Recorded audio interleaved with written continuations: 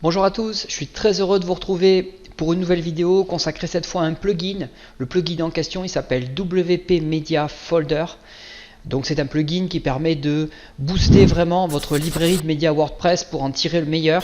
Donc on va essayer de découper cette vidéo en trois parties. Il y aura une première partie où on va présenter toutes les fonctionnalités de base du plugin, à savoir le classement des médias, les tris, les recherches. Et dans une seconde partie, on regardera deux fonctionnalités aussi qui sont très intéressantes, un petit peu plus professionnelles, qui sont un outil qui permet de limiter l'accès aux médias à certains utilisateurs ou groupes d'utilisateurs. C'est très utile quand vous avez un blog avec plusieurs personnes qui travaillent dessus. Il y a aussi un outil d'import, d'export et de synchronisation de médias. Et enfin, dans une dernière partie, on verra qu'il y a deux choses aussi qui sont très intéressantes, mais là plutôt dans la création de contenu. Il y a deux fonctionnalités qui sont l'amélioration de la galerie d'images WordPress, celle de base, hein, qui a l'avantage d'être très légère. Et on a également un petit outil qui permet de mettre en téléchargement des fichiers avec un petit design bien sympa, avec un bon bouton de téléchargement. Voilà, donc on essaiera de voir tout ça. Tout ça, c'est des fonctionnalités qui sont comprises dans la version de base du plugin WP Media Folder. A tout de suite. Nous voilà donc dans cette première séquence consacrée à l'amélioration de la librairie de médias de WordPress par défaut. Donc je vais juste ouvrir ma librairie de médias. Donc que vous ouvriez votre librairie de médias depuis la médiathèque de WordPress classique, depuis le menu média médiathèque, ou depuis comme ici Elementor, donc un constructeur de pages, hein, peu importe, c'est compatible avec la plupart avec tous les constructeurs de pages d'ailleurs, puisque Media Folder vient juste en fait surcharger la librairie de base de WordPress. Alors surcharger dans le bon sens du terme, il vient améliorer, si vous voulez, faire une surcouche à la médiathèque de WordPress pour lui ajouter des outils qui vous apparaîtront par la suite indispensables. Et effectivement, après, quand on prend l'habitude de faire plusieurs sites avec, on le met systématiquement au début du montage du site parce que ça permet de créer des dossiers d'entrée, de bien ranger ses médias pour les retrouver plus facilement, parce que par WordPress, si on passe que par les outils WordPress, comme on le voit ici, juste avec un site de démo, on a déjà une médiathèque qui est remplie et on ne retrouve plus ces images, donc on est obligé de les renvoyer, on ne les a pas forcément bien nommées, c'est difficile de les retrouver, etc. Donc on va voir que Media Folder répond comme ça à tous ces besoins que WordPress n'a pas mis par défaut dans son Media Manager. Voilà. Alors, la première chose qui nous saute aux yeux ici, c'est qu'on voit qu'effectivement, on a une gestion de dossiers dans la médiathèque. Ici, voilà, je les avais masqués, mais on a effectivement des dossiers sur la partie centrale. On a aussi un arbre pour naviguer, un folder tree sur la gauche qui est exactement la même chose. Alors, on a la possibilité de créer un dossier, donc je vais créer un dossier de test tout de suite avec le bouton de gauche. Je vais l'appeler mon dossier. Voilà, je vais créer mon dossier ici. Donc j'ai dossier et mon dossier. Attention, il ne faut pas se tromper. Alors ce qu'on peut faire, c'est que ça ajoute dans la médiathèque plein d'actions forcément avec la souris. Et il y en a un qui est très pratique, c'est la couleur. Donc je vais le mettre en rouge, comme ça il va me sauter aux yeux quand je vais le chercher un petit peu plus tard dans la vidéo. Donc on a créé un dossier ici qui est ajouté également ici, d'accord, avec le nombre de médias sur la droite. On a ensuite la possibilité de sélectionner un ou plusieurs médias, tout simplement pour les placer dedans et commencer à ranger ces images, d'accord. Donc je vais en prendre un. Je vais prendre une image, je vais la mettre ici à l'intérieur. Lorsqu'on rentre, effectivement, on retrouve son image. Après, c'est un fonctionnement classique. On a la possibilité d'envoyer des images depuis, là, je vais les envoyer depuis mon PC. Donc, je vais envoyer 4 photos, par exemple, ici. Donc, on voit bien que les 4 photos sont envoyées directement dans le dossier. De la même manière, si je crée un dossier alors que je suis positionné ici, ça va m'ajouter tout simplement un sous-dossier. D'accord ? Je vais appeler sous-dossier parce que je suis extrêmement créatif. Voilà, sous-dossier. Donc, on a comme ça, je crois, la possibilité de faire une dizaine de niveaux de dossiers, ce qui est quand même assez énorme déjà. Donc déjà, ça c'est juste pour le classement, donc c'est déjà extrêmement puissant. Alors je vais revenir à la racine de ma médiathèque ici. On a un petit outil ici aussi. Alors ici le site est relativement simple, mais quand on commence à en avoir beaucoup, ça peut être bien pratique. On a la possibilité de faire un filtre en fait pour retrouver automatiquement ces dossiers. Donc si je filtre par dossier ici, j'ai effectivement uniquement les dossiers qui s'appellent dossiers dans ma médiathèque. D'accord. C'est super rapide à utiliser, c'est instantané, c'est un filtre qui ne traite ici que des dossiers. Voilà. Alors ensuite, on a des options de filtrage qui sont là extrêmement puissantes. parce qu'elles sont personnalisables. Alors, les premiers éléments, on passe rapidement dessus. On y reviendra après, c'est plutôt des droits d'accès sur la librairie de médias. Mais on reviendra un petit peu en détail là-dedans, parce qu'il faut aller dans les paramétrages du plugin pour régler tout ça. Voilà. Alors, les deux choses qu'on va regarder, c'est on a des filtres de taille de photo, d'accord? Ça, c'est quelque chose qu'on retrouve hein, sur WordPress. Voilà, donc on peut appliquer un filtrage comme ça. Donc, je vais les effacer ici pour ne pas les oublier. On a différentes tailles, vous voyez ici, et on a différents poids aussi. Il faut savoir que tous ces filtres-là, ils sont configurables manuellement. On peut soi-même les créer, les supprimer ou les éditer. Voilà, c'est extrêmement puissant. Lorsqu'on est dans la configuration générale du plugin, donc là je suis dans la configuration de WP Media Folder, dans les réglages généraux, vous voyez, vous retrouvez ici tous les filtres de taille d'image qu'on peut activer, désactiver. On peut en créer des nouveaux ici. On a la même chose avec le poids des médias. C'est très pratique parce que c'est vrai que sur certains sites, on a des médias qui peuvent être soit très légers, soit plus lourds. Donc c'est quelque chose de très important parfois. Voilà. Ensuite, on a un outil qui permet de faire des tris ici. Alors, les tris, c'est encore autre chose. Alors, je vais rafraîchir juste ma page puisque en fait, j'étais sur Elementor et là je suis repassé sur la médiathèque classique de WordPress. Mon dossier il est ici. Voilà. Ce que je voulais vous montrer avec les tris, c'est que on a la possibilité de trier les dossiers. Donc on peut les trier par ordre croissant, décroissant, ID, donc l'ordre de création, par nom ou par ordre personnalisé. On peut les ordonner soi-même à la main dans la médiathèque, ça c'est intéressant, mais on a aussi la possibilité de le faire sur les médias. D'accord? Donc là je suis rentré dans un sous-dossier qui s'appelle mon dossier. Voilà. Et j'ai la possibilité, pareil, j'ai d'autres filtres, hein, j'ai d'autres tris, pardon. J'ai les dates, les titres, les tailles, etc. Et j'ai aussi quelque chose qui est très intéressant, c'est les ordres personnalisés ici. Donc je vais activer mon filtre de tri, on va dire, ici. Et si j'ai envie de mettre effectivement la photo de la roquette, de la fusée en dernière position, j'ai qu'à la faire glisser ici, je relâche, et effectivement, l'ordre de mes images va être enregistré dans mon compte WordPress. Et ce qui fait que lorsque je vais revenir sur ma médiathèque, je vais retrouver cette image systématiquement dans cette position-là, dans ce dossier-là.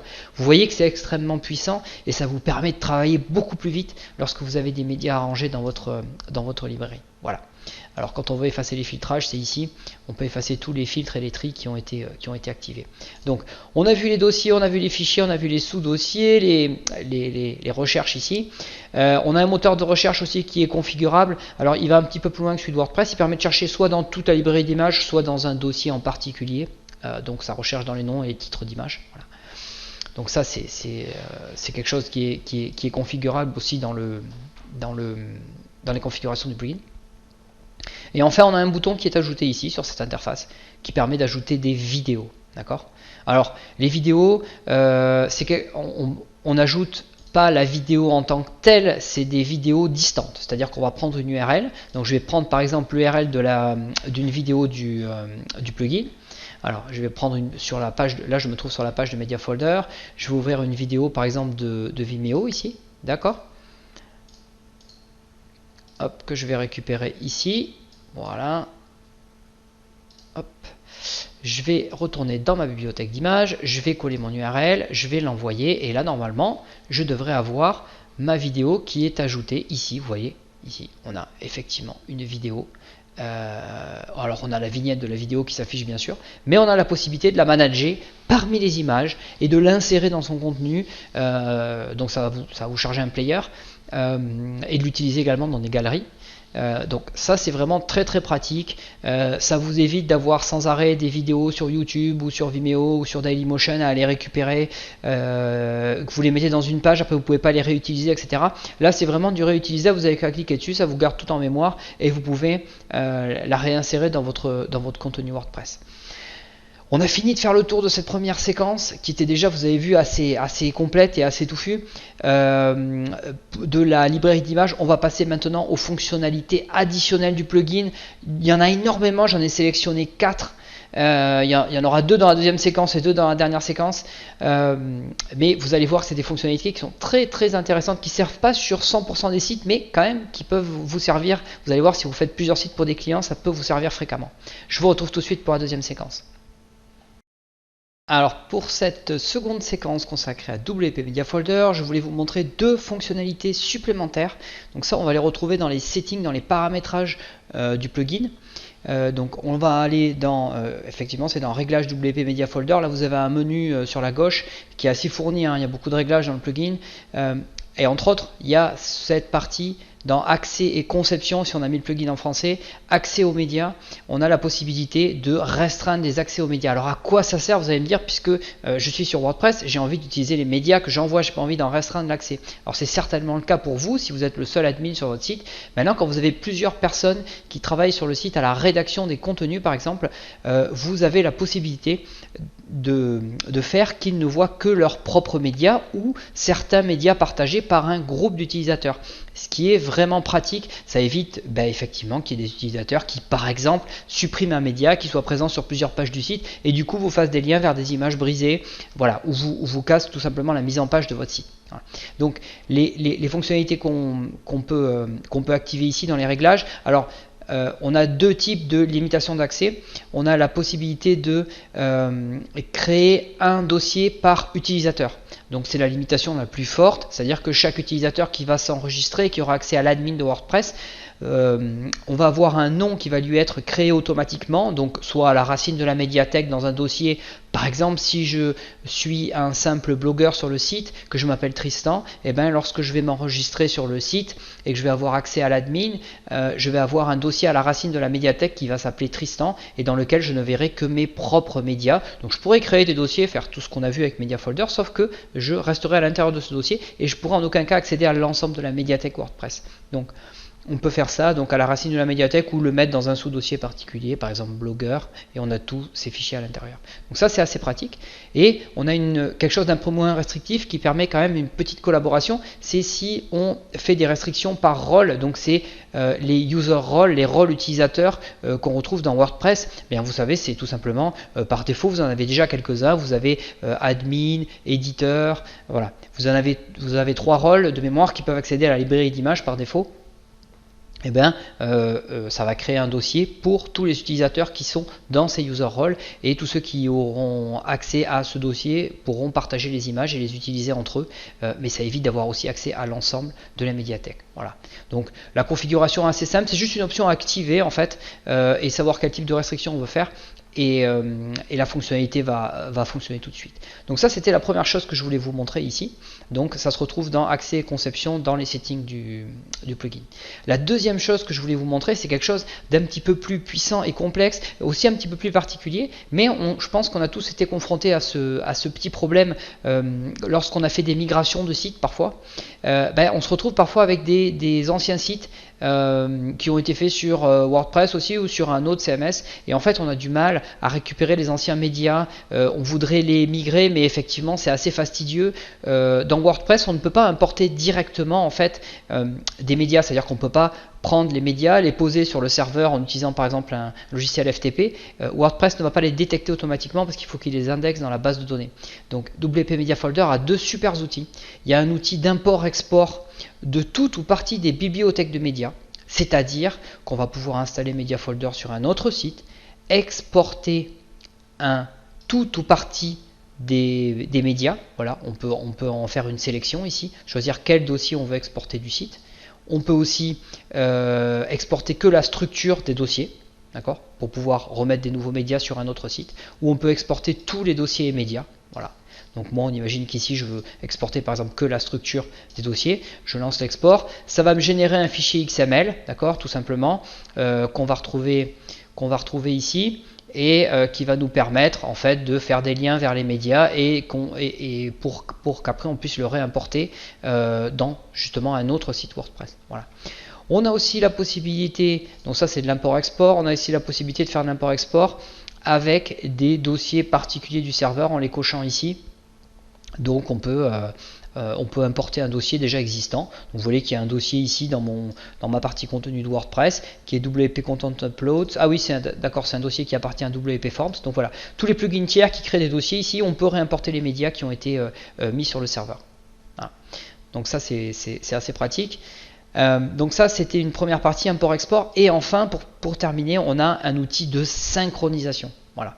Alors l'outil de synchronisation, C'est un peu pareil que l'import-export, sauf que ça va être automatique. D'accord? Ça veut dire qu'on peut sélectionner un dossier qu'on a sur notre serveur ici. Par exemple, je vais prendre le dossier, alors je ne sais pas ce qu'il y a dedans, hein.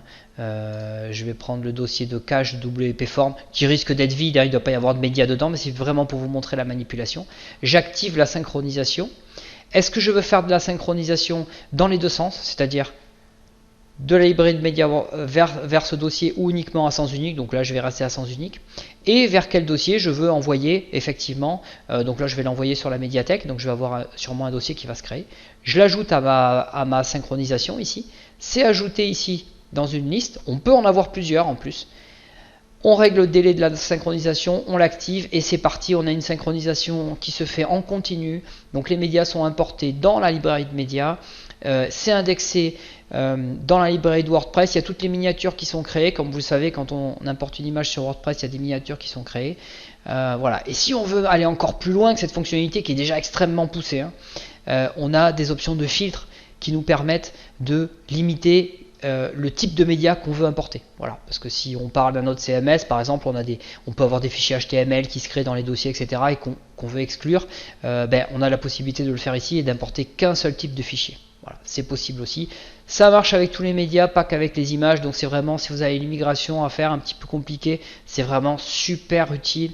On peut vraiment récupérer tous les médias WordPress. Je vais vous retrouver maintenant dans la dernière section de ce tutoriel qui va être consacré à deux autres fonctionnalités du plugin et ce sera la dernière section. Donc les deux dernières fonctionnalités, ça va être l'amélioration de la galerie d'images de WordPress qui va être quelque chose d'assez utile et la gestion du download de fichiers avec la prévisualisation des PDF. Voilà, à tout de suite.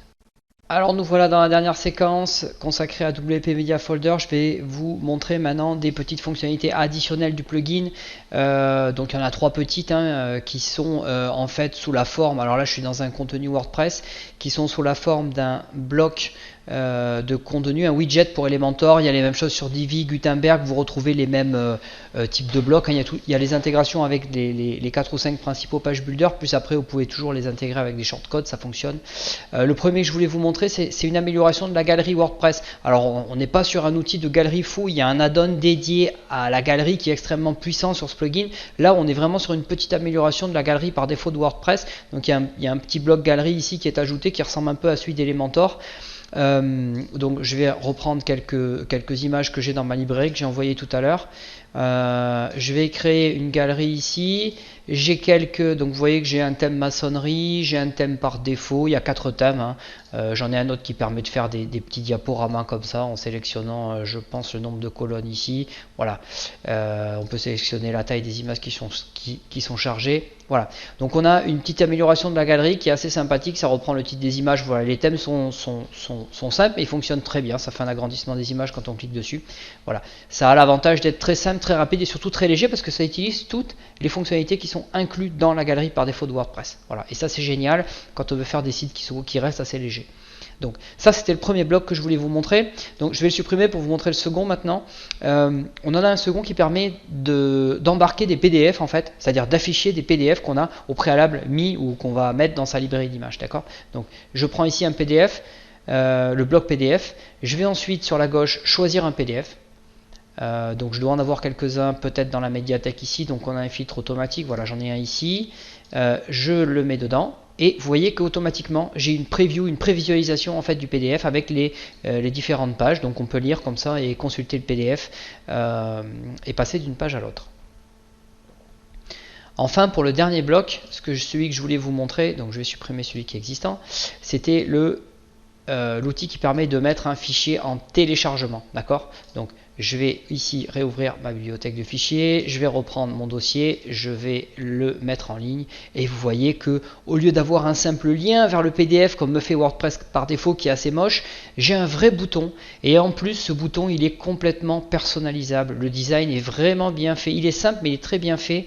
Vous retrouvez ça dans accès et conception style de fichier.